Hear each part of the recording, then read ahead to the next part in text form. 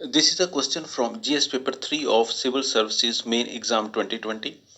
Question is, suggest measures to improve water storage and irrigation system to make its judicious use under depleting scenario.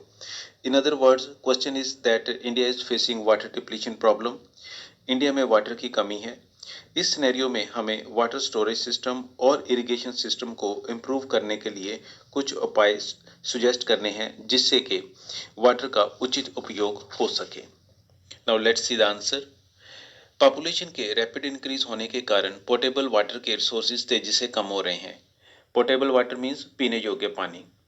इसलिए water storage और irrigation system को तत्काल improve करने की ज़रूरत है। वाटर स्टोरेज को इम्प्रूव करने के लिए ये कुछ उपाय किए जा सकते हैं।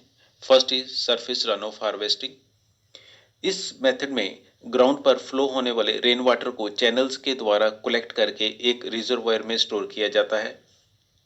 ये वाटर ट्रीटमेंट के बाद इरिगेशन या ड्रिंकिंग पर्पस के लिए यूज किया जा सकता है। रूफटॉप रेन वाटर हार्वेस्टिंग में घरों की रूफ्स से रेन वाटर को पाइप्स के द्वारा कलेक्ट करके अंडरग्राउंड रिजर्वायर या टैंक में स्टोर किया जाता है। पुराने समय में भी रेन वाटर को हार्वेस्ट किया जाता था और इस वाटर को स्टेप वेल्स या टैंक्स में स्टोर किया जाता था। ज़रूरत है सरफेस रन ऑफ हार्वेस्टिंग को प्रमोट करने की ताकि ये वाटर ह्यूमन नीड्स के लिए यूज़ किया जा सके। Second is ground water recharging. Ground water portable water का बड़ा रिसोर्स है। एक्सेसिव यूज़ के कारण ये रिसोर्स तेज़ी से कम हो रहा है, इसलिए ग्राउंड वाटर रिचार्ज करने को प्रायोरिटी देनी चाहिए। इसके लिए rain water harvesting, earthen dams, contour bunds और वाटरशेड डेवलपमेंट को प्रमोट किया जाना चाहिए। Next is water transfer by river interlinking. Rivers के इंटरलिंकिंग के थ्रू किसी एक रिवर का एक्सेस वाटर किसी दूसरे वाटर डेफिशिएंट रिवर में ट्रांसफर किया जा सकता है। इरिगेशन सबसे ज़्यादा वाटर कंज्यूम करती है, इसलिए वाटर को सेव करने के लिए इरिगेशन मेथड्स को इम्प्रूव करने की ज़रूरत है। कुछ वाटर एफिशिएंट इरिगेशन मेथड्स इस प्रकार हैं। One is drip irrigation. इस मेथड में पाइप्स के द्वारा वाटर को डायरेक्टली प्लांट्स की रूट्स तक ड्रॉप बाय ड्रॉप डिलीवर किया जाता है।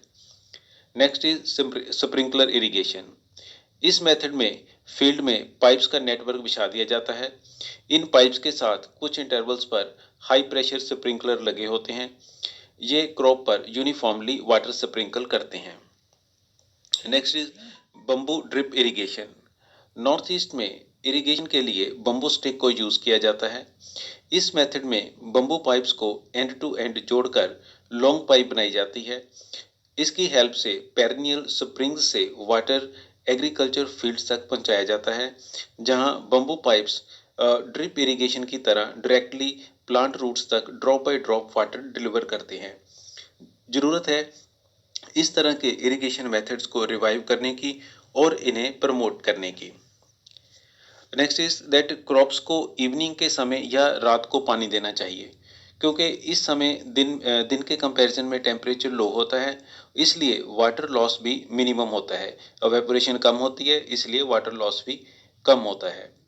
ओवर वाटरिंग ऑफ फील्ड्स भी वाटर वेस्टेज का एक कारण है।